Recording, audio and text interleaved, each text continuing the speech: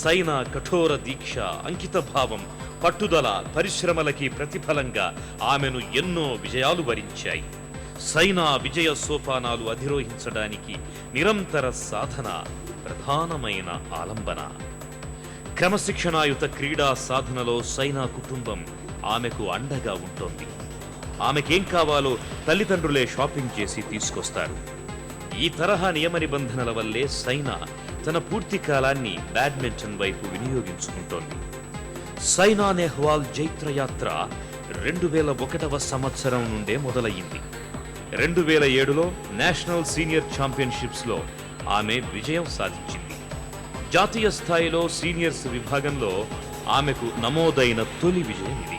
ఆ తరువాత గౌహతిలో జరిగిన జాతీయ క్రీడోత్సవాల్లో స్వర్ణ పతకం సాధించింది. 2008వ సంవత్సరంలో సైనా తన హవాని కొనసాగించింది. ప్రపంచ జూనియర్ ఛాంపియన్షిప్ ని సాధించి సత్తా చాటుకుంది.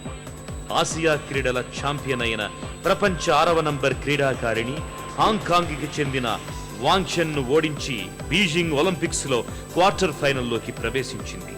2009వ సంవత్సరంలో Indonesian open series grand prix లో ప్రపంచ 3వ నంబర్ క్రీడాకారిణైన చైనాకు చెందిన లిన్ వాంగ్ ని ఓడించింది. దీంతో Saina badminton world federation super series title ని గెలుచుకున్న తొలి భారతీయురాలయ్యింది. 4-2 in the initial stages of the exciting game.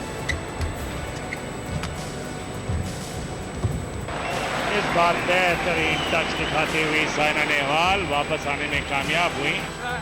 2010వ సంవత్సరాన్ని సైనా నెహ్వాల్ విజయనామ సంవత్సరం అని చెప్పవచ్చు.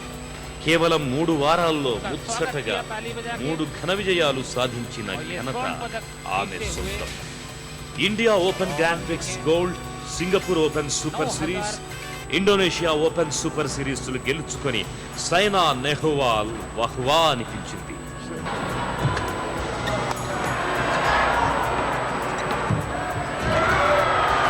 Another good rally here for Sato, staying in it. And that's just gone. Unbelievably good play and really solid performance. Ultimately 2 games to 1.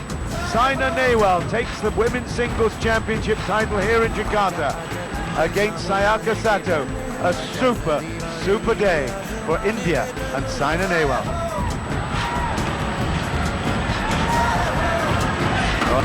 Wow, the smiles say it all. You are the one. And even the Indonesian crowd now on to the top of the dais with the Indian flag there raised. And I tell you, a worthy champion, the 20-year-old Saina Nehwal from Hyderabad. Badminton ఆట మీద అంతులేని అమితమైన ప్రేమ, తండ్రి కన్న కలలు, అమ్మ అందించిన స్ఫూర్తి, ఈ మూడింటి చర్యలే బాగా మాట్లాడతాయన్నట్టుగా సైనా సాధించిన విజయాలే అవేమిటో నిరూపించాయి. ఎప్పటికప్పుడు తనని తాను మౌల్డ్ చేసుకుంటూ సైనా తన విజయ పరంపరకు కావలసిన పరిస్థితుల్ని అందిపుచ్చుకుంటోంది.